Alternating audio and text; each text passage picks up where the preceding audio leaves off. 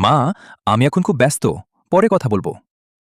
এই কথাটাই ছিল তার শেষ কথা, যেদিন সে গ্রাম ছেড়ে শহরে চলে যায়।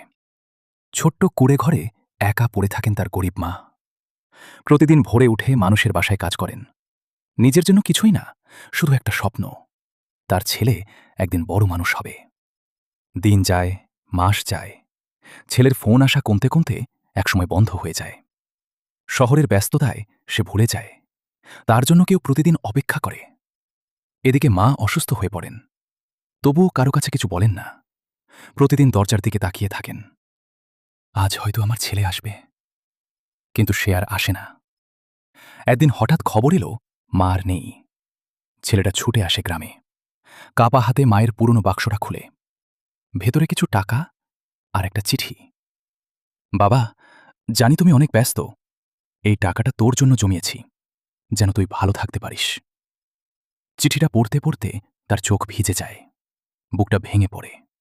সে বুঝতে পারে যে মানুষটা তাকে সবচেয়ে বেশি ভালোবাসত সে আর কখনো ফিরে আসবে না।